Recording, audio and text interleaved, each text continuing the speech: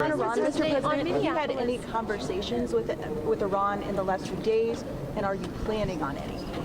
I have had, and I am planning on it, yeah. We have a lot of very big, very powerful ships sailing to Iran right now, and it would be great if we didn't have to use them. Okay? Can you say what the message was that you shared with Iranians? Well, I told them two things. Number one, no nuclear, and number two, stop killing protesters. But they're going to have to do something. Mr. President, will you invite Mayor Fry to the White House? Nobody's seen anything. President Trump sharing his message to Iran as a new report reveals Saudi Arabia and Israeli officials will be meeting with the Trump administration to talk possible U.S. strikes on Iran. Here to discuss, retired four-star general, Fox News senior strategic analyst and chairman of the Institute for the Study of War, General Jack Keane. General, good morning. Thank you for being here. Obviously, we are seeing the president's message there. Where do you see things standing? Well, certainly people are talking about negotiations, but I don't think it's realistic given the Iranians. I mean, the Ayatollah himself is so diabolical, so committed, to the ideals that he's trying to establish. He wants to dominate and control the Middle East and export his radical form of fundamentalist Islamic terrorism to the world. I mean, they haven't changed one bit. They still want to pursue a nuclear weapon.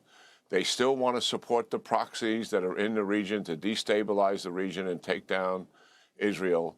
And they have a ballistic missile program that is growing every single day.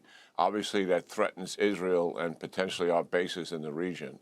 And that's where they are. He has emissaries that talk nice to our people, but that's where the leadership really is. And they've been like this for 45 plus years. I mean, I got to give them this. They have been consistent throughout that time frame. Objectives are dominate, control the region, drive the United States military out of the region. That's why they've been killing us by the hundreds, actually over a couple thousand plus since 1982 to the present. This is Americans now. And certainly destroy the state of Israel. And you've seen their attempts at doing that. They have not changed one iota. And if they say, oh, we're going to make a deal over nuclear, we all know what that means. Lie and cheat. Lie and cheat, because that's what they have done. And that's why the military option is on the table. Mm-hmm. And I also think it's the most likely that we're going to execute. And we just had up on the screen a map of the force posture we have there. A lot of capabilities there, and we know that obviously aircraft and other assets, including 30 to 40,000 troops in the region, should there be some sort of desperate act. And you talk about the emissaries talking nice, but we did have yesterday a high-ranking advisor to Ayatollah Khamenei saying this: a limited strike is an illusion. Any military action by the U.S. from any origin and at any level will be considered an act of war, and the response will be immediate, all-out, and unprecedented, targeting the heart of Tel Aviv and those supporting the aggressor. That's a bit telling, General, because I think it suggests that if we do indeed take action, that they will then seek, in some part of a desperation measure, try and destabilize the region. Yeah, certainly. I mean, that kind of rhetoric, it shouldn't surprise us. I mean, but when you look at the hard, cold facts here, Iran has never been weaker than they are right now in their entire history since this regime took power in 1980, politically, economically, and militarily.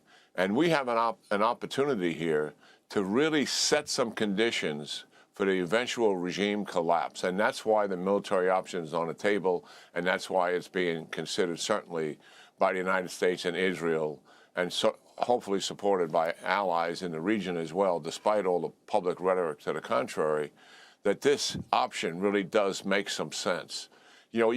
Taking action against the leaders there, taking action against the forces that are repressing the people and hold them accountable for the thousands that they've killed. I mean, Griff, listen, they have never killed as many of their own citizens in their history as they have done right now. And in their history, they have never locked up summarily in a matter of a week or two as many citizens as they have, somewhere in the neighborhood of 30 to 40,000. And when the spotlight is off, they will begin executing them by the hundreds and into the thousands. Why do we know that? Because that's what they have done in the past. So the opportunity is here. Certainly, there's always unknowns about military operations. There's always risk associated with military operations. But the fact of the matter is, when you look at the cost-benefit analysis, the opportunity to put the regime on a path to collapse, an opportunity we haven't had like this in all of these years. So despite their rhetoric, do they have capability to retaliate? Yes, they do.